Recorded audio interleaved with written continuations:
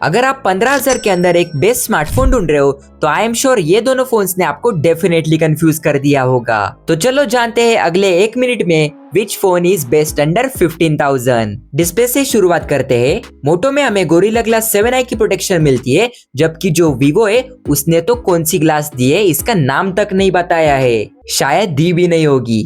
अरे बाप रे, ये तो धोती खोल रहा है। लेकिन जो ट्विस्ट है वो यहाँ पर आता है। जो Vivo T4X है वो YouTube पर 4K HDR वीडियोस को सपोर्ट करता है, whereas जो मोटो है वो only 4K videos but not HDR videos. Second, performance की बात करें तो जो अपना मोटो है वो स्नैपड्रैगन 7S Gen 2 चिपसेट के साथ आता है, whereas जो Vivo है वो MediaTek Dimensity 7300 चिपसेट के साथ आता है। बाकी जो Antutu स्कोर है वो दोनों स्मार्टफोन्स का लगभग सेम ही आता है, बट जो डिफरेंस आता है वो आता है दोनों फोन्स की स्टोरेज स्पीड्स में एंड टाइप में। Vivo में हमें UFS 3.1 की स्टोरेज मिलती है, whereas जो मोटो है उसमें आपको UFS 2.2 की स्टोरेज मिलती है। स्टोरेज टेस्ट में जो अपना Vivo है वो ज्यादा अच्छा परफॉर्म करता है एज कम्पेयर टू मोटो, लेकिन जो ऐप ओपनिंग क्लोजिंग एनिमेशन है वो मोटो के काफी ज्यादा स्मूथ है because of hello UI।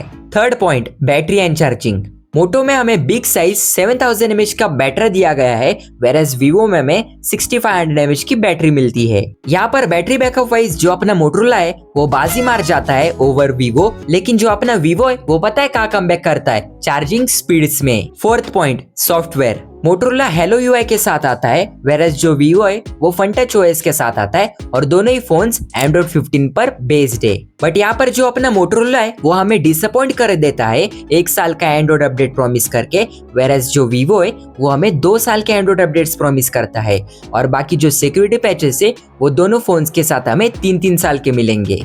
Fifth point, cameras. जो अपना मोटोरोला है उसके रेयर साइड की तरफ हमें 50+8 का सेटअप मिलता है, और जो Vivo है उसमें आपको 50+2 का सेटअप मिलता है रेयर साइड की तरफ, और बाकी मोटो में हमें फ्रंट साइड की तरफ 32 मेगापिक्सल की सेल्फी मिलती है, whereas जो Vivo है उसमें आपको 8 मेगापिक्सल की ही सेल्फी मिलती है बस। फोटोज और वीडियोस के मामले में मैं आपको 100% जो मोटोरोला है वो रेकमेंड करूंगा। तो अगर ओवरऑल देखा जाए तो मोटोरोला G67 पावर है वो मुझे काफी ज्यादा बैलेंस और वैल्यू फॉर मनी फोन लग रहा है। और उसके बाद जाते जाते सब्सक्राइब भी कर देना।